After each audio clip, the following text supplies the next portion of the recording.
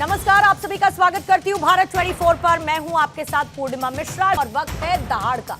लोकसभा चुनावों से ठीक पहले एक मकसद के साथ सभी विपक्षी दल एक मंच पर आए। पूरे देश में ये माहौल बना और लगा कि मोदी को कड़ी चुनौती मिलने जा रही है। लेकिन जैसे ही नीतीश कुमार ने किनारा किया, वैसे ही इंडी अलायंस की उम्मीदें भी बिखरती चली गई। फिर गए आरएलडी के अध्यक्ष जयंत चौधरी। लोकसभा चुनाव आया तो विपक्ष ने पूरा जोर लगा दिया। मोदी के खिलाफ पूरा विपक्ष मैदान में उतरा, लेकिन मोदी की हैट्रिक रोक नहीं सका। हाँ, 400 पार के दावों पर पानी जरूर फिरा।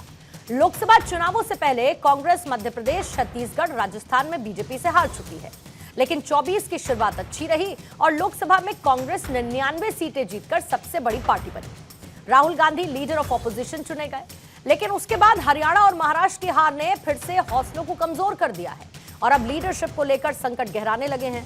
जब से ममता बनर्जी ने इंडिया गठबंधन की कमान अपने हाथ में लेने की इच्छा जाहिर की है, तब से विपक्ष दो गुट में बंटता हुआ नजर आ रहा है। शरद पवार के बाद अब लालू यादव ने भी ममता को कमान सौंपने की वकालत कर दी, जिसके बाद झंझट और ज्यादा बढ़ गया। एक के बाद एक नेता ममता को समर्थन दे रहे हैं, जिससे तृणमूल कांग्रेस का क्लेम मजबूत हो रहा है। दूसरी तरफ कांग्रेस राहुल गांधी को ही विपक्ष का सबसे बड़ा नेता मानती है। इंडिया अलायंस के गठन के बाद अगर आप देखेंगे तो कई मौकों पर अलगाव साफ साफ दिखाई दिया। लोकसभा चुनाव में ही ममता ने कांग्रेस को लेकर तीखे तेवर बरकरार रखे। नतीजा यह हुआ कि पश्चिम बंगाल में कांग्रेस को अलग लड़ना पड़ा, तो इधर पंजाब में आम आदमी पार्टी ने कांग्रेस को स्पेस नहीं दी, दोनों को अलग अलग चुनाव लड़ना पड़ा। हरियाणा में कांग्रेस ने आम आदमी पार्टी को साथ नहीं बैठाया, तो आम आदमी पार्टी ने अलग चुनाव लड़ा और अब अरविंद केजरीवाल ने दिल्ली में गठबंधन से इनकार कर दिया है। इन्हीं टकरावों के बीच ममता बनर्जी ने लीडरशिप को लेकर एक नई बहस छेड़ी और ऐसे में कांग्रेस अपने ही सहयोगियों को जवाब देने में जुटी है।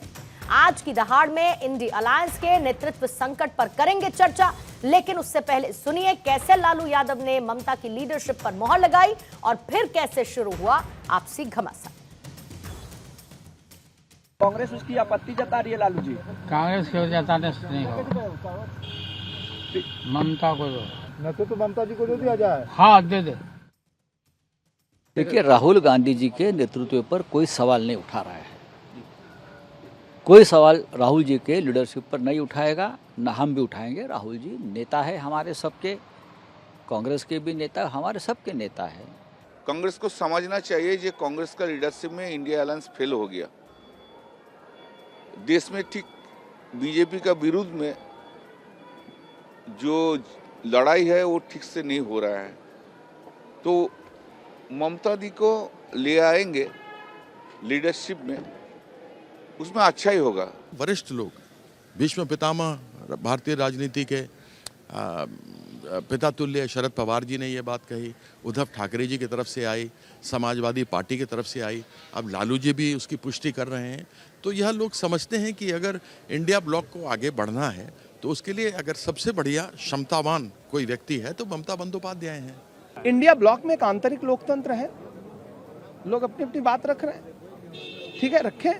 देश जानता है लीडर कौन है, देश जानता है 4000 किलोमीटर चल के सड़कें किसने नापी हैं। कांग्रेस आज नकारी गई है जनता के द्वारा भी और अपने साथियों के द्वारा भी, जो उनके गठबंधन के दल से छोड़ कर उनका साथ जा रहे हैं, उसकी भड़ास जो है वो आके निकालते हैं वो संसद में। आइए सवालों का रुख करेंगे और उसके बाद मेहमानों से आपका तारुफ करवाऊंगी, फिर करेंगे दहाड़ की चर्चा की शुरुआत। पहला सवाल आज यही रहेगा कि क्या ममता को कमान सौंपने से विपक्ष मजबूत होगा। दूसरा सवाल यह कि लालू और शरद पवार ने क्यों किया ममता का समर्थन। तीसरा सवाल यह कि ममता की दावेदारी से क्या दो खेमों में बंट चुका है विपक्ष। चौथा सवाल यह कि क्या महाराष्ट्र हरियाणा में हार के चलते कांग्रेस पर अब सवाल उठने लगे हैं। पांचवा यह कि विपक्ष के नेतृत्व संकट से क्या बीजेपी को मिलने वाला है फायदा।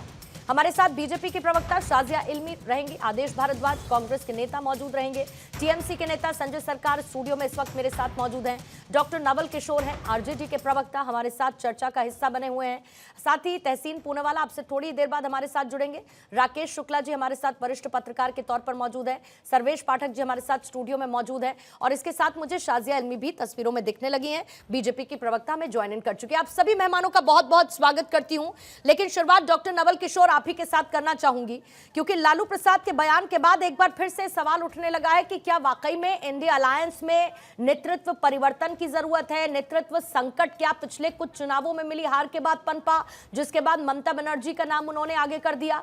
वो ये कह रहे हैं कि कांग्रेस को क्या लगता है क्या नहीं लगता है, लेकिन ममता को दे दो, मतलब जिम्मेदारी ममता बनर्जी को दे दो। अब इसके बाद सवाल ये उठने लगा है कि is it not the high time?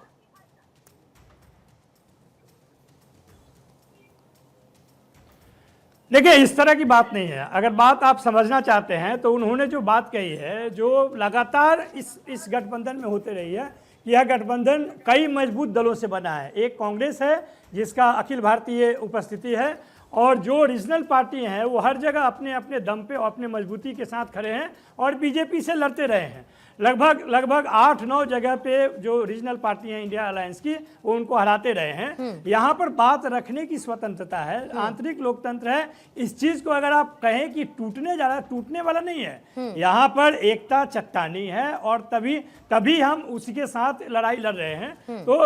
तो अगर कमजोरी आप कहें तो इंडिया गठबंधन में कोई नहीं है। नेतृत्व आज भी सदन के नेता, विपक्ष के नेता राहुल जी हैं और जो सवाल उठा रहे हैं, जो बात होती है रीजनल पार्टी के नेताओं की तरफ से हर जगह से, वो बात विमर्श तक है और उससे हमें मजबूती बढ़ेगी, आगे की रणनीति में ताकत मिलेगी।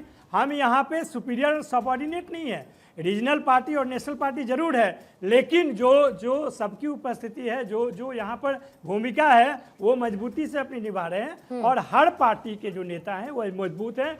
ममता बनर्जी मजबूत नेता है और उसके विषय में ये कहा जा सकता है, उसमें कहाँ कोई डाउट है। अगर आप इसको कहते हैं कि इंडिया गठबंधन टूट रहा है, तो ये हमें लगता है मैंने ये नहीं कहा कि इंडिया गठबंधन टूट रहा है सर, मैंने ये नहीं कहा कि इंडिया गठबंधन टूट रहा है। और अगर मैं आपके हिसाब से जाऊं तो लालू प्रसाद यादव तो फिर यूं ही कह गए और उनकी बात का कोई मायना नहीं है।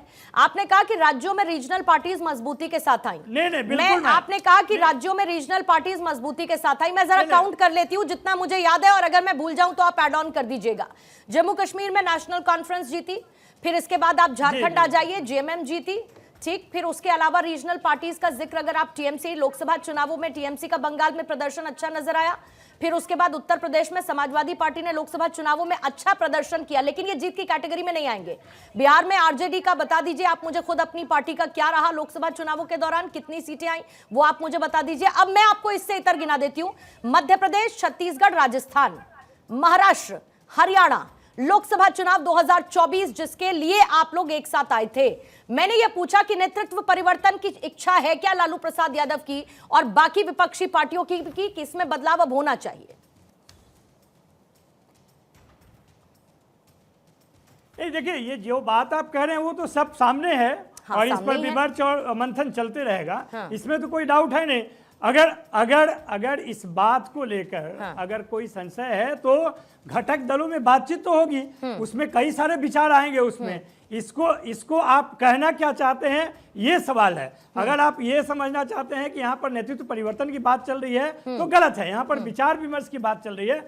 अगर उस तरह की संभावना बनेगी कभी तो देखा जाएगा। लेकिन फिलहाल जो मुद्दा है कि अगर कई सारे दल हैं और उन्हें जो विचार लगता है, कई सारे मुद्दे हैं, उस पर बातचीत चलती रहती है। ये गठबंधन ही मजबूत दलों का है, तो आवाज तो हर जगह से आएगा, बयान आएगा और उस पर बातचीत होते रहेंगे।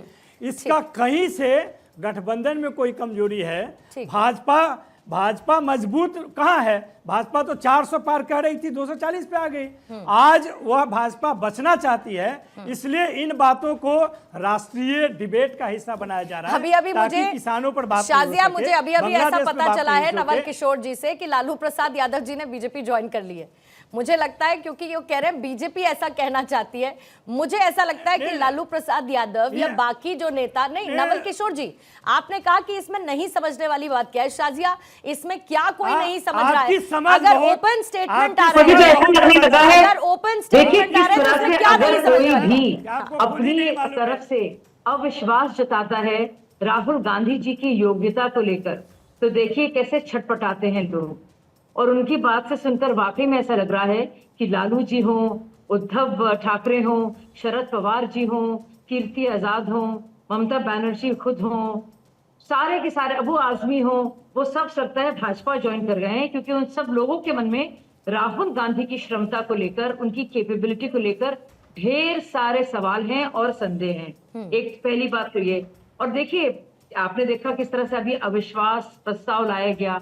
अगर इन पार्टियों के अंदर अगर इसका कुछ इसका कोई व्यवस्था होती तो मुझे लगता है राहुल गांधी बने रहें कि ना बने रहें, इसका भी एक नो कॉन्फिडेंस मोशन अगर हो सकता था तो होता, तो आप देखते कि राहुल गांधी जी को मुंह की खाने पड़ती, क्योंकि सारी की सारी पार्टियां एक बार नहीं कई बार अलग अलग संदर्भ में, लेकिन उनका लक्ष्य एक कि कहीं ना कहीं जो गलती है, जो खामी है, जो यहाँ से जो हम वीक महसूस कर रहे हैं, मजबूत नहीं मजबूर महसूस कर रहे हैं, वो है कांग्रेस जो उन्हें लामबंद करती है। और मुझे लगता है इसके चलते चाहे वो शरद पवार जिन्होंने खास तौर से अपनी बात को रखा है साफ तौर से भी, उन्होंने, चाहे आप देखिए उद्धव ठाकरे जी को, चाहे आप देखिए उमर अब्दुल्ला को, उन्होंने कहा कि कांग्रेस को जिस तरह से काम करना चाहिए था, रैलीज करनी चाहिए थी, उन्होंने नहीं की है। तो और आप देखिए लालू यादव भी बोल लिए, बीच में तो हमने सबको सुना कि चाहे वो कल्याण बैनर्जी हो या फिर कीर्ति आजाद हो या खुद ममता दीदी हो, उन सबको लगता है कि पूरा एक विपक्ष है उसकी नुमाइंदगी कौन बेहतर करे, कौन बेहतर कर सकता है। और सबको राहुल गांधी में कुछ ना कुछ कमी जरूर नजर आ रही है और वो महसूस की जा रही है। और सिर्फ इस बार महसूस नहीं की जा रही है, वो कही भी जा रही है, जताई भी जा रही है। तो मुझे लगता है काफी ज्यादा लीडरशिप को लेकर उनके बहुत सारे सवाल हैं, बाकी इन लोगों को खुद सोचना है। इसमें भाजपा का कोई लोकस नहीं है, ये इनकी खुद की डिसीजन है, लेकिन दुनिया को दिख रहा है क्या हो रहा है। मैं बस ये कह रही हूँ, सब सुन रहे हैं, समझ रहे हैं। ठीक है, लेकिन बीजेपी का क्या इसमें फायदा है अगर राहुल गांधी ना होके ममता बनर्जी चेहरा होती है? इस सवाल के साथ मैं आपके पास आऊंगी जल्दी से। तहसीन में आपके पास आने से पहले एक बार संजय सरकार जी आपसे बस प्रतिक्रिया लेना चाहूंगी, क्योंकि ममता बनर्जी के इर्द गिर्द बहुत सारी चर्चा हो रही है। ममता बनर्जी ने कह दिया कि मैं इसके लिए तैयार हूं, अगर मुझे इंडिया अलायंस को लीड करना पड़ता है तो। बहुत सारे लोग सपोर्ट में आए। लालू प्रसाद यादव का फ्रेश बयान है, तेजस्वी यादव ने उसका सपोर्ट किया है, और इसके अलावा भी हार के बाद क्या ममता बनर्जी सही चेहरा टीएमसी देखती है अब कि अब होना चाहिए, अगर मजबूत खड़े रहना इस अलायंस को तो, और मोदी विरोध के लिए लड़ना है चुनाव में? देखिए, बोलने के लिए थोड़ा वक्त दीजिएगा, बहुत समय नहीं देंगे तो हम सही से बोल नहीं पाएंगे। शुरू करिए। देखिए, अनुभव पॉलिटिक्स लालू जी के पास में, शरद पवार जी को पास में है, उद्धव जी को पास में है, तमाम जो वरिष्ठ नेता हैं। क्यों बोल रहे हैं ममता जी? ममता जी हेलीकॉप्टर करके पॉलिटिक्स में नहीं आए हैं, पैरासूट में नहीं आए हैं, 5 स्टार में ब्रीफ देके नहीं आए हैं, और ना उसको कैरोप फलाना परिवार से आया है, कोई कैरोप भी नहीं है। जैसे कोई परिवार आता है जो पंडित नेहरू को बाद में आकर कैरोप इंदिरा गांधी पॉलिटिक्स में आए तो कैरोप पंडित नेहरू, अब राजीव गांधी है कैरोप इंदिरा गांधी, फिर राहुल जी आया कैरोप राजीव गांधी। ऐसा कैरोप नहीं है, डायरेक्ट पॉलिटिक्स में आए हैं, संघर्ष करते एक मतलब तजुर्बा लेके यहाँ पर पहुंचे हैं, जिसके पास में जीरे से लेके हीरा तक तजुर्बा और अल्पिन से लेके एलिफेंट तक तजुर्बा इनको पास में है। और दूसरे नंबर बात क्या है, देखिए, एक राजनीतिक में अनुभव बिना आप कैसे लड़ पाएंगे? आपको बूथ का राजनीतिक, बूथ कार्यकर्ता के बारे में जानकारी नहीं होगा। अगर आप बूथ का कार्यकर्ता से हाथ मिलाया, फिर आप साबुन से और डेटोल से और मिनरल ऑयल से हाथ धोने चालू कर दिए, तो ये राजनीतिक नहीं होता है। आप देखें, आप कनॉट प्लेस साइड में जाइएगा, जब देखिए वहाँ पर बहुत, देखिए सर्दी का जो मौसम दिसंबर टू फरवरी, भूटिया लोग आता है स्वेटर बेचने के लिए, फिर फरवरी होता तो स्वेटर बेचना चल के चला जाता। लेकिन इसका मतलब नहीं है जिसको मतलब फिर वहाँ पर गर्मी का सीजन है, कॉटन कपड़ा का जरूरत पड़ता है, बरसात आएंगे किस छतरी का जरूरत पड़ेंगे। आप 12 महीना मतलब 365x24 आप कुछ ध्यान में नहीं रखेंगे, स्वेटर वाला कल्चर में रहेंगे, चुनाव आएंगे, चुनाव में हम भाषण देंगे, भाषण देने के बाद हम चल जाएंगे, संगठन के बीच में हम नहीं रहेंगे, तो इस तरफ से राजनीतिक नहीं होता। वो राजनीतिक अनुभव एक ममता जी को है, इसके लिए लालू जी बोल रहे हैं, इसके लिए शरद पवार बोल रहे हैं, तमाम वरिष्ठ नेता, कांग्रेस के भी तमाम वरिष्ठ नेता बोलते हैं, ये कैरोप पॉलिटिशियन नहीं है, ये हेलीकॉप्टर वाला नहीं है, ये पैरासूट वाला नहीं है, 5 स्टार में बैठ के बीप लगाना नहीं, रास्ता में बैठ के काम करने वाले एक लेडीज है जो जनता को लेके चल सकता है, जिसको आज भी 40 रुपये का चप्पल और 250 का साड़ी पहन के घूमते रहती हैं। बहुत सारे आदमी बहुत कुछ बोलते रहते हैं, उसमें हमको कुछ आते जाते नहीं है। आज जनता देख लिया, अगर विपक्ष के कोई ब्रांड बन सकते हैं तो ममता जी बन सकते हैं, इसमें कोई दो राय नहीं है। आपको मतलब जो सीजनल पॉलिटिक्स करेंगे तो अब कभी सक्सेस नहीं हो सकता। भुटिया जैसे नहीं होना चाहिए, आपको कॉटन के भी सोचने पड़ेंगे, आपको अम्ब्रेला का भी बरसात के लिए सोचने पड़ेंगे। आपका संदर्भ बहुत क्लियर है एंड आई एम श्योर इसका जवाब आदेश भारद्वाज जी भी देना चाहेंगे, लेकिन उससे पहले तहसीन आपके पास आती हूँ। कांग्रेस के लिए कितना बड़ा क्राइसिस मोमेंट आप देख रहे हैं। और जिस तरीके से अभी टीएमसी के प्रवक्ता नेता ने, संजय जी ने इसको एक्सप्लेन किया, ये वही वाली बात हो गई कि आप पैराशूट लैंडिंग हो गई, आप बन गए नेता। अब राहुल गांधी हैं, 99 सीटों पर जीत हासिल की कांग्रेस ने लोकसभा चुनावों में, एक बड़ा मोराल बूस्टर था। इस बात की उम्मीद थी कि प्रदर्शन आगे बहुत बेहतर रहेगा, लेकिन उसके बाद हुए चुनावों में फिर हार पर हार पर हार पर हार, और क्षेत्रीय पार्टियों के कंधे के सहारे कांग्रेस आगे बढ़ती हुई नजर आई।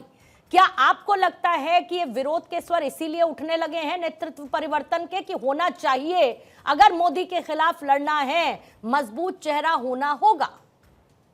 पूर्णिमा जी, दोबारा से आपके शो में मुझे शिरकत करने का मौका मिला, इसलिए मैं आपका शुक्रगुजार। Thank you. आपके सवाल को मैं दो भाग में इसको डिवाइड करूंगा। सबसे पहला जो हिस्सा था आपका कि वर्तमान प्रधानमंत्री के साथ लड़ने के लिए क्या एक बड़े नेता की जरूरत है, एक मजबूत नेता की और एक पॉलिसी की, मैं इसे बिल्कुल इत्तेफाक करता हूँ, 100% चाहिए। और इंडिया अलायंस के पास वो एडवांटेज है, उनके पास राहुल जी का भी चेहरा है, प्रियंका जी का भी चेहरा है, ममता जी का भी चेहरा है, अखिलेश यादव जी का भी चेहरा है, तेजस्वी जी का भी चेहरा है, स्टैलिन साहब का भी चेहरा है, बहुत सारे चेहरे जिनको वो आगे कर सकते हैं। पूर्णिमा जी, आप एक बहुत वरिष्ठ पत्रकार है, शाजिया भी पत्रकार रही है, और आप जानते हो कि इंडिया अलायंस का कोई फॉर्मल स्ट्रक्चर नहीं जैसे एनडीए अलायंस का है या यूपीए का था। ये एक अलायंस है जो राष्ट्रीय स्तर पर एक हुआ, पार्लियामेंट में वो कुछ चीजों का विरोध करता है और राज्यों में वो एक दूसरे के साथ, कई राज्यों में एक दूसरे के खिलाफ लड़ता है। जैसे वेस्ट बंगाल का आप उदाहरण ले लो, कांग्रेस वर्सेस टीएमसी होता है, केरला का ले लो, लेफ्ट वर्सेस कांग्रेस होता है। तीसरी चीज, माननीय ममता बनर्जी बहुत ही एक्सपीरियंस्ड नेता है, एक महिला नेता है, महिला चीफ मिनिस्टर है, लेकिन क्या वो लेफ्ट को एक्सेप्टेड होगी? क्या अखिलेश जी आरजेडी को एक्सेप्टेड होगे? तो ये इंटरनल कॉन्ट्रडिक्शंस भी है, इसके बारे में भी सोचना होगा। लेकिन अगर ममता जी या अरविंद केजरीवाल जी या अखिलेश जी या कोई भी लालू जी चाहते हैं कि एक फॉर्मल स्ट्रक्चर हो, कोई लीडर, उसमें कोई गलत बात नहीं, वो एक फॉर्मल स्ट्रक्चर बना सकते हैं, उसकी एक मीटिंग होकर उस पर वो बातचीत कर सकते हैं, वार्तालाप कर सकते हैं।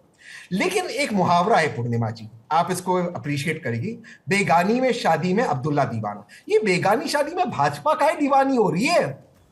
पार्लियामेंट से भागने वाली सरकार, पूर्णिमा जी आप पार्लियामेंट को कवर करती है, पहली बार इस मुल्क के इतिहास में एक ऐसी सरकार इस मुल्क को मिली है जो बहुमत होने के बावजूद, एनडीए के बहुमत है, वो पार्लियामेंट से भागती है।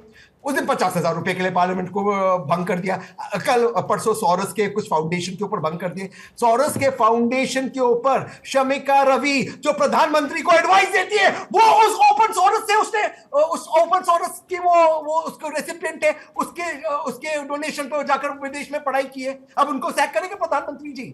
9 साल के बुड्ढे सोरस के ऊपर पार्लियामेंट को भंग कर रहा है। अगर सोरस गलत काम कर रहा है, खींचिए उसको, ले आइए, नीरव मोदी को ले आइए, विजय माल्या को ले आइए, पार्लियामेंट को चलने दीजिए, बात कीजिए।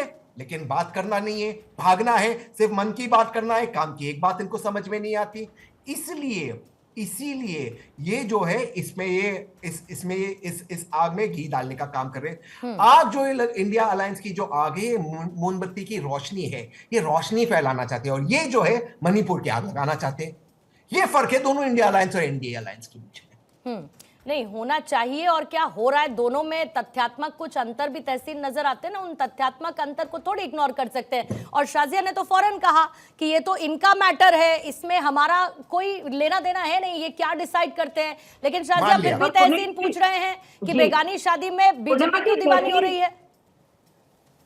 तहसीन साफ बात करते हैं, लॉजिक के साथ बात करते हैं, इसलिए मुझे तहसीन से तार्किक रूप से एंगेज करना अच्छा लगता है। लेकिन तहसीन, अगर हम लोग यहाँ पे बात कर रहे हैं खुद उन घटक दलों की और उनके प्रति उनके मन में जो अविश्वास और या विश्वसनीयता की कमी या आभास है राहुल गांधी जी को लेकर, तो उसमें आप भाजपा को क्यों घसीट रहे हैं? उसमें भाजपा का कुछ लेना देना नहीं है, ये आपका आंतरिक मामला है। लेकिन अगर उद्धव ठाकरे बाकायदा कह रहे हैं, अगर उमर अब्दुल्ला कह रहे हैं, अगर ममता बनर्जी भी कह रही हैं और उनके सारे साथी कह रहे हैं और अब लालू जी कह रहे हैं, तो जाहिर सी बात है आपको सोचना है, आपको आत्ममंथन करना है, हमें नहीं। दूसरी बात, आप सोरोस की बात कर रहे हैं, शमिका रवि का होगा इन्वॉल्वमेंट, बहुत से लोगों का होगा, मैं उसको नहीं कह रही हूँ, लेकिन लगातार हर एक सत्र से पहले एक रिपोर्ट आती है, वो जहां से भी रिपोर्ट आती है उसके एनजीओज या उस स्टडी ग्रुप के तार जुड़े होते हैं सोरोस की किसी फंडेड ऑर्गेनाइजेशन से।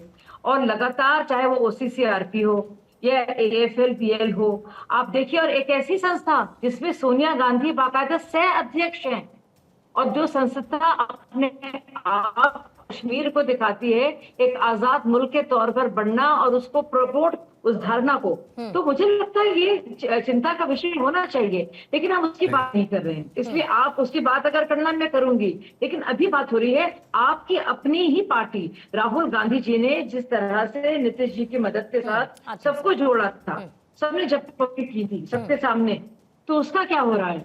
इंडिया जोड़ो, अब तो जोड़े, यहाँ पर तो इंडिया गठबंधन ही नहीं टूट रहा है, टूट के कगार पर है, तो इंडिया तो बाद में जुड़ेगा। अभी आप अपना बताइए क्या हाल है, क्योंकि इतने ज्यादा स्वर बेमेल के और ना इत्तेफाकी के लगातार बढ़ रहे हैं। ठीक है, तहसीन जल्दी से, हाँ जल्दी से, फिर संजय जी आती हूँ। कल की बात थी पूर्णिमा जी, कल पार्लियामेंट को चलने नहीं दिया। जितने भी माननीय मंत्री हैं उन्होंने पार्लियामेंट का निशिकांत दुबे जी, किरण रिजिजू जी कि माननीय सोनिया गांधी जी का इन्वॉल्वमेंट जॉर्ज सोरोस के साथ है, और उसके लिए उन्होंने एक मीडिया रिपोर्ट पेश करी पार्लियामेंट के अंदर। जिस मीडिया रिपोर्ट को उन्होंने पेश करी, उस मीडिया एजेंसी ने कहा ये झूठ है, और शमिका रवि जो प्रधानमंत्री जी के एडवाइजर है उसने ग्रांट लिया, उसका सबूत है, वो कह रही है तो ग्रांट ली जॉर्ज सोरोस से। अब मैं कहता हूं, अब तहसीन पुनावाला आपके शो पे कहता है जॉर्ज सोरोस चोर है। प्रधानमंत्री 11 साल से प्रधानमंत्री उसको ले आए ना भारत के अंदर, क्यों नहीं ला रहे? आप पार्लियामेंट को क्यों नहीं चलने दे रहे? आप जॉर्ज सोरोस पे पार्लियामेंट पे डिबेट कीजिए, मणिपुर पे कीजिए। दो अलग अलग बातें तहसीन, क्योंकि देखिए पार्लियामेंट नहीं चलने की जो बात है, इससे पहले आप याद कर लीजिए विपक्षी सांसदों का जिस तरीके से निष्कासन हुआ और सदन का ना चलने देने की रवायत तो पिछले एक लंबे समय से हम देख रहे हैं, और उसके बाद हम चर्चा कहते हैं भाई सदन क्यों नहीं चलता है, उसमें आज आप इस पर, हाँ ठीक इस पर 150 करीबन 150 एमपीस को बाहर निकालते, सभी दलों के एमपीस को करीबन बाहर निकालते, बिल्स पास किए गए पूर्णिमा जी।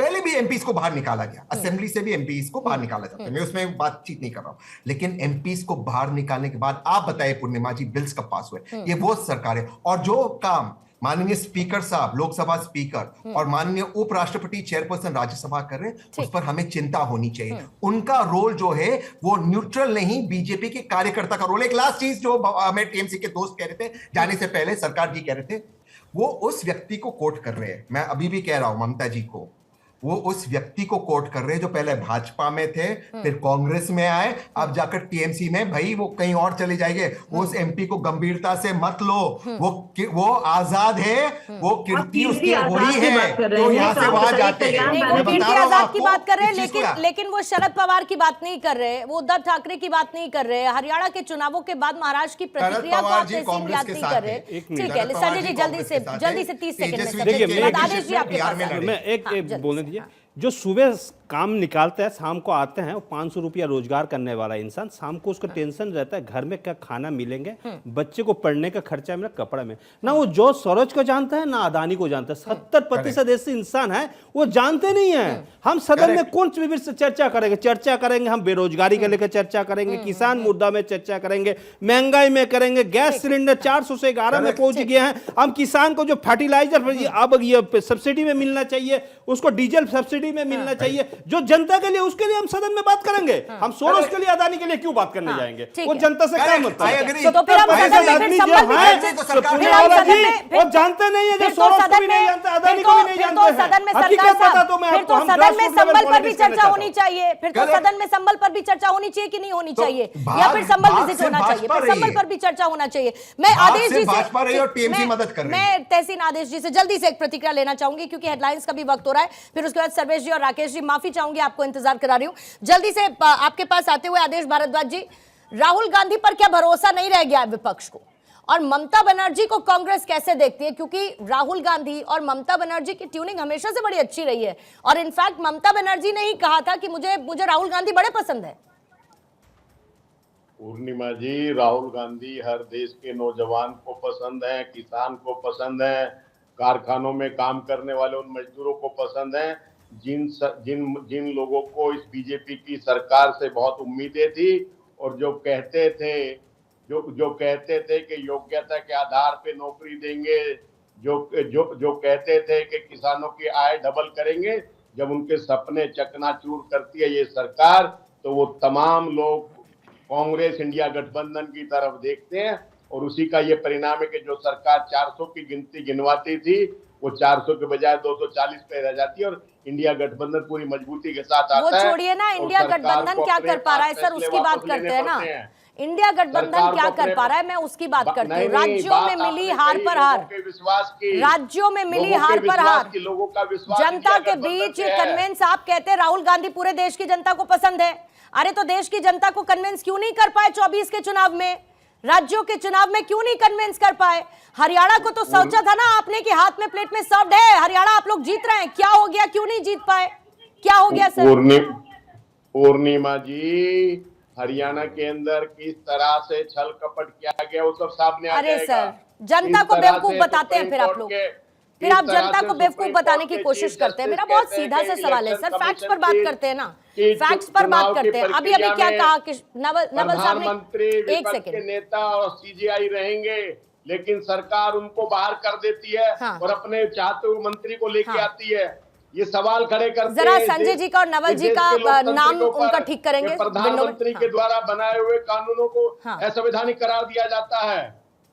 150 मेंबर पार्लियामेंटों को बाहर करके बिल पास किए जाते हैं और 1 जनवरी 2 जनवरी को जो बिल लागू किया गया, सर आप लोग मुद्दे से भटक जाते हैं, ये दिक्कत है। आप लोग मुद्दे से सर भटक जाते हैं, ये समस्या है। आप चले गए कि सांसदों को बाहर निकाल दिया गया। अरे संसद वेल में भी तो पहुंचे, नियमों का उल्लंघन किया गया कि नहीं किया गया? करके लिया गया फैसला था। आप लोग सर मुद्दे से भटक जाते हैं, ये बड़ी समस्या। राकेश जी, मैं आपको 1 मिनट का समय सर दूंगी, फिर उसके बाद ज्यादा समय सर्वेश जी हेडलाइंस के बाद आपके पास आऊंगी। राकेश जी, जल्दी से आपके पास आते हो। आपको लगता है कि जो कुछ भी विपक्ष में चल रहा है, ममता बनर्जी की इस तरीके की दावेदारी, उनको मिलता हुआ सपोर्ट, फिर चाहे वो शरद पवार हो, उद्धव हो, लालू प्रसाद यादव हो, तेजस्वी यादव हो, आपको लगता है कि कहीं ना कहीं विपक्ष में एक पॉइंट ऐसा आया है जहां पर इस मंथन को लाने की जरूरत है कि क्या हमें अपने नेतृत्व परिवर्तन की जरूरत अब है, और अगर है तो उसका आधार क्या है? राकेश जी। जी, सबसे पहले तो ये समझना चाहिए कि नेतृत्व परिवर्तन का विषय तब आता है जब कोई गठबंधन में नेतृत्व होता है। आप 2023 से देखें, 2024 खत्म हो गया, नेतृत्व का चेहरा कोई सामने नहीं आया। सबसे मूल बात जो इसमें है वो ये है कि कांग्रेस जो है राष्ट्रीय पार्टी है लेकिन नेता छोटा है, और क्षेत्रीय दल छोटे हैं लेकिन नेता बड़े बड़े हैं। अखिलेश जी हैं, शरद पवार जी हैं, ममता जी हैं, और आज भी तेजस्वी के होते हुए भी लालू यादव जी हैं, उधर आपके हेमंत सोरेन जी हैं। इन क्षेत्रीय दलों का जो पूरा आधार है वो कहीं ना कहीं कांग्रेस के विरोध पर टिका हुआ है। यदि ऐसे में कांग्रेस के साथ आगे गठबंधन किया जाएगा, अब आपका देखिए दिल्ली का चुनाव है, फिर बिहार का चुनाव है, फिर बंगाल का चुनाव, तो उनको कहीं ना कहीं ये डर सता रहा है कि यदि विधानसभा चुनाव में कांग्रेस के साथ चले और लोकसभा चुनाव में जिस तरीके से दलित और मुस्लिम वोट कांग्रेस की तरफ झुकाव हुआ है उसका, तो आगे चल के क्षेत्रीय दलों को कांग्रेस से खतरा महसूस हो रहा है। इसलिए इंडी गठबंधन की गाड़ी में जो कांग्रेस है उसमें राहुल गांधी को उसी बारात की तरह आधी दूर तक तो घोड़ी में बिठा के ले जाया जाता है और आधी दूर पर जो लाइट वाला जनरेटर होता है उसके पीछे ले जाया जाता है कि कहीं ना कहीं हम आपको जनता में ये मैसेज दे सके कि कांग्रेस को हम इस हैसियत में रखे हुए हैं, और लोकसभा में ये दिखाया जाता है कि हम कांग्रेस के नेतृत्व में चुनाव लड़ रहे हैं। तो ये जो अवसर का जो पूरा खेल है, उस खेल के कारण ही मैं सिर्फ एक बात ये कहूंगा कि कांग्रेस ने सबसे बड़ी भूल तब की जब ममता बनर्जी की तरफ से नीतीश कुमार को संयोजक पद से रोकते हुए मल्लिकार्जुन खड़गे का नाम आगे किया गया था। उसी समय कांग्रेस को चाहिए था कि वो मल्लिकार्जुन खड़गे को संयोजक बना देती, तो आज यदि ममता विरोध करती, क्योंकि ममता कभी भी कांग्रेस को सहन नहीं करती थी, वो जब थी तो सोनिया जी से मिलती थी जबकि अध्यक्ष राहुल गांधी थे। तो इसलिए ममता के स्वभाव को जानने के बाद भी कांग्रेस ने अपने आप को बंगाल में खत्म किया और राष्ट्रीय स्तर पर उनका विरोध। ठीक है, और इसीलिए स्ट्राइक रेट की बात कीर्ति आजाद भी करते हैं। सर्वेश पाठक जी, आपके पास आते हुए, जब ममता बनर्जी ने कहा, नाराजगी जताई विधानसभा चुनावों में मिली हार के बाद, कांग्रेस की जिनको इसका नेतृत्व मिला वो ठीक से इसको कर नहीं पा रहे, मुझे आप मौका दीजिए, मैं बंगाल से ही इस अलायंस को चलाकर दिखाऊंगी। अब इस बयान के आने की वजह और उस पर मिलता हुआ सपोर्ट, कहीं ना कहीं नाराजगी तो अलायंस में है ना, कि कांग्रेस या राहुल गांधी या खड़गे साहब को जो जिम्मेदारी दी गई उसको नहीं चला पा रहे वो ढंग से। तो आइए बैठकर चर्चा करते हैं आपसी सहमति से। यही तो तेजस्वी यादव ने भी कहा, लालू ने भी कहा। पूर्णिमा जी, आपको नमस्कार और वंदे मातरम, भारत माता की जय। देखिए, इस गठबंधन का जो अगर औचित्य था क्या था 2024 का लोकसभा चुनाव। उसके बाद जितने राज्य में है सब अलग अलग सुर अलापे हैं, और मैं तो कहता हूं ये गठबंधन था ही नहीं, ये अपने अस्तित्व को बचाने की लड़ाई थी हर पार्टी, चाहे वो क्षेत्रीय पार्टी ममता जी हो गई बंगाल में, तो उसके बाद शिबू सोरेन वहां हो गया, चाहे लालू यादव की पार्टी हो गई, कोई भी पार्टी। आज शरद यादव की पार्टी के लिए हम ये कह रहे हैं कि शरद पवार जी ने ये बोला। अब आप देखिए शरद पवार जी का ये हाल हो गया है कि अगली बार वो राज्यसभा जा पाएंगे कि नहीं, ये भी रहमो करम पे कांग्रेस या उद्धव ठाकरे पे टिकेगा, क्योंकि एक राज्यसभा की टिकट एक राज्यसभा का सीट मिलेगा इस चुनाव के बाद उनको। दूसरी बात कि ममता जी का नेशनल एक्सेप्टेंस क्या है। देखिए बंगाल के अलावा त्रिपुरा में थोड़ा था, त्रिपुरा से साफ हो गई, मेघालय के चुनाव हुआ था, वहां पे उन्होंने 5 सीट जीता था। नहीं, लेकिन बंगाल में बीजेपी ने कितनी कोशिश की अपनी स्थिति को मजबूत करने की, ममता बनर्जी के रहते कर पाई क्या? अभी उपचुनाव याद कर लीजिए, उपचुनाव याद कर लीजिए, कितना बड़ा मुद्दा था वहां पर, डॉक्टर महिला के साथ जो कुछ भी हुआ, उसके बावजूद उपचुनावों में ममता बनर्जी को कोई दंड पड़ता हुआ दिखा? कोई दंड नहीं पड़ रहा है वहां पे। तो वही मैं कह रहा हूं कि ममता जी जो है बंगाल से निकलना कभी नहीं चाहेंगी, वो अपने गढ़ को, अपने किला को ध्वस्त नहीं होने देना चाहेंगी, इसलिए वहीं पे जम के बैठी रहेंगी। कांग्रेस वहां पे 5% वोट लेके आती है, ममता जी वहां पे उसको घुसने नहीं देगी। तो यहाँ पे सबसे बड़ी जो बात है कि नेशनल एक्सेप्टेंस में अगर देखा जाए इस दलों जो भी ठगबंधन बना था, इसमें कांग्रेस ही वो पार्टी है जो पूरे भारतवर्ष में कहीं ना कहीं चाहे 1 सीट हो 2 सीट हो विद्यमान है। और ठीक है, राहुल गांधी जी के उस पे नेतृत्व पे सवालिया निशान उठ रहा है, तो यहाँ पे कांग्रेस को उस नेतृत्व को चेंज करने की जरूरत है, क्योंकि कांग्रेस कभी नहीं चाहेगी 99 सीट लोकसभा में है, नहीं तो पूर्णिमा जी, कि ये नेतृत्व दूसरे के पास जाए। लेकिन इसका मुझे बताइए, अगर इस नेतृत्व का फायदा अगर लोकसभा का जो सेशन होता है वहां पे भी ये सारी पार्टी एक मत एक रुख से बीजेपी का विरोध करती, वो भी तो हमें नहीं देखने को मिल रहा है। तो फिर इस गठबंधन का फायदा ही क्या है? मुझे तो लगता है कि 2029 में ही फिर इसका यूज होगा। आपको फायदा मिले नहीं मिले पर गठबंधन तो रहेगा ना, गठबंधन थोड़ी खत्म हो जाएगा सर। देखिए गठबंधन एक 400 पार की बीजेपी की 400 पार की बीजेपी की इच्छा को तो रोका ना इसी गठबंधन ने सर, इसी गठबंधन ने रोका ना। सरकार है, बिल्कुल बात ठीक है, लेकिन अगर ये अलायंस नहीं बनता तो हो सकता है बीजेपी 400 के पार होती, मुमकिन है ना। तो आपको एक बेनिफिट ऑफ डाउट या फिर ये तो बताना पड़ेगा 99 सीटों पर कांग्रेस पहुंची ना, एक लंबे समय के बाद पहुंची ना। जी हाँ पहुंची, लेकिन तो आप मुझे बताइए ना कि कांग्रेस क्यों चाहेगी, क्योंकि 99 सीट उसको आ गया है, ऑल इंडिया एक्सेप्टेंस है, ममता जी केवल और केवल बंगाल में उनका किला जो है सुरक्षित है, उसके बाद उनका क्या? तो फिर ऐसे तो सबका है, अखिलेश यादव का उत्तर प्रदेश में है, हेमंत सोरेन का झारखंड में है, नेशनल कॉन्फ्रेंस का उमर अब्दुल्ला का जम्मू कश्मीर में है, सीट है लोकसभा में उनका। संजय जी, अच्छा ये बताइए कौन से स्टेट में जहां पर कांग्रेस 0% सन्नाटा है? सिक्किम में 0% सन्नाटा है, अरुणाचल में भी स्थिति एक ही है, अभी आपको बंगाल में भी 0% सन्नाटा है, आंध्रा में 0% सन्नाटा है। अब इतना सारे स्टेट में 0% सन्नाटा होने के बावजूद आप जो बोल रहे हैं 99 कितने में 99 जीते हैं मालूम है आपको? 328 में 99 जीते हैं। पास मार्क कितना हो? 34% में पास मार्क होता है। हम 42 में 29 जीते, 70% मेरे स्ट्राइक रेट। नहीं मेरे बात नहीं, घर में हम क्या बचाने, मेरे सामने पीछे नहीं है, नहीं हम धीरे धीरे आगे बढ़। अच्छा आप बताइए, आप बताइए आप जीत पाएंगे? जब 1977 में जब मतलब जयप्रकाश जी को नारा लगा था, नारा में कौन प्रधानमंत्री? मोरारजी देसाई थे, जयप्रकाश जी नहीं। हम 42 सीट लेकर कभी प्रधानमंत्री का दावेदारी नहीं बोल रहे हैं, हम बोल रहे हम दिशा दिखाने के लिए बोल रहे हैं, भारतीय जनता पार्टी को हटाने के लिए। जल्दी से नवल किशोर जी, अगर इतना आधार नजर आता है तो क्या ओपन फॉर डिस्कशन का मामला है अलायंस के अंदर? मैं आपको बताता है, टाइमर रखेंगे 30 सेकंड का नवल जी के लिए, सर रोकिएगा, 30 सेकंड का टाइमर रखेंगे। नवल जी, ओपन फॉर डिस्कशन है अगर इतने सारे आधार हैं नेतृत्व परिवर्तन की संभावना के? नहीं देखिए, नेतृत्व परिवर्तन की बात नहीं है, जो बात कहा जा रहा है कि अगर कोई समस्या इस तरह की बात है तो एक डिस्कशन इस पे होना चाहिए। ये ओपिनियन ही तो है, जब ओपिनियन ओपन है, बातचीत हो रहा है, ये परिवर्तन कहाँ से आएगी? तुरंत बदल रहा है। इसमें हर गठबंधन की अपनी रणनीति और राजनीति होती है, उसका एक हिस्सा है। उसमें इस बात पे तो पहले भी सब लोगों ने कहा है कि हर पार्टी जो यहाँ पे है उसके पास एक मजबूत नेता है और उनमें क्षमता है यही तो इस गठबंधन को लीड करने नहीं का। बन रही चाहे है ममता आदेश जी हो, भारद्वाज जी, चाहे कोई और हो। आदेश भारद्वाज जी, क्या यही समस्या नहीं बन रही है? क्योंकि सिलसिलेवार तरीके से विरोध के स्वर सर उठे हैं। हरियाणा में आपको हार मिली तो जगह जगह, महाराष्ट्र से लेकर हर जगह से आए। आम आदमी पार्टी, फिर दिल्ली, इधर पंजाब आप आ जाइए, हर जगह ये हो रहा है। अब हम 7 दिल्ली का चुनाव सामने है। यही तो समस्या नहीं है कहीं कि अस्तित्व का संकट बाकी पार्टियों को अपने लिए है और इसीलिए कांग्रेस को वो एज नहीं देना चाहते? पूर्णिमा जी, 30 सेकंड रखेंगे।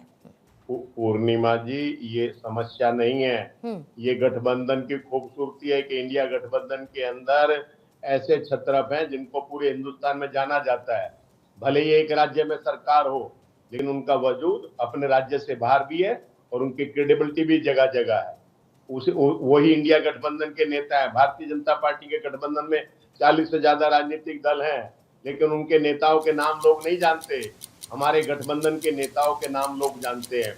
हमारे गठबंधन के अंदर ये खूबसूरती है कि हम अपने विचार, चलिए ये अच्छी बात है कि आप इसको एक पॉजिटिव अप्रोच के साथ लेते हैं। लेकिन राकेश जी, चुनावों के बीच में ये पॉजिटिव अप्रोच वो इम्पैक्ट नहीं क्रिएट कर पा रही है। सब अपनी पार्टीज को अपने अपने राज्यों में मजबूती के साथ, अच्छे प्रदर्शन के साथ देखना चाहते हैं। आप जब तक 5 उंगलियों को भींचेंगे नहीं, मुट्ठी कैसे बनेगी? कैसे भीचेंगे जब सबके अपने अपने स्वार्थ है। लोकसभा चुनाव में सबको कांग्रेस के साथ इसलिए लड़ना था क्योंकि देशव्यापी मामला था और भारतीय जनता पार्टी से अकेले अपने बूते लड़ने का सामर्थ्य क्षेत्रीय पार्टियों में नहीं था। इसलिए कांग्रेस के कंधे पे सवार होकर सब लोग लोकसभा चुनाव लड़े। लेकिन अब उनके अपने वजूद का खतरा है। यदि कांग्रेस नेतृत्व करेगी इंडी गठबंधन का तो राज्यों में सीट की साझेदारी में भी दबाव बनेगा। तो क्या उत्तर प्रदेश में समाजवादी पार्टी उनको सीट देगी? नहीं। क्या तेजस्वी देंगे बिहार में? नहीं देंगे, क्योंकि तेजस्वी तो विधानसभा चुनाव में यहाँ तक कह चुके हैं कि राहुल गांधी का और कांग्रेस का प्रदर्शन बहुत कमजोर था। अच्छा प्रदर्शन होता तो हमारी सरकार बन जाती। क्या आपके नेशनल कॉन्फ्रेंस जम्मू कश्मीर में देगी? नहीं देगी। ममता बनर्जी आपके उनको बंगाल में एक सीट नहीं दी समझौते में, तो कैसे ये लोग समझौता करेंगे? कैसे कांग्रेस का नेतृत्व स्वीकार करेंगे? क्योंकि इनका अपना वजूद खतरे में पड़ जाएगा। ठीक है, चलिए कोई बात नहीं। एक बार फिर से एक नई बहस जरूर आ चुकी है लालू प्रसाद यादव के इस बयान के बाद। इंडिया अलायंस में नेतृत्व को लेकर क्या नेतृत्व इंटैक्ट या नेतृत्व परिवर्तन की संभावनाएं हैं, ये तो भविष्य के गर्त में है।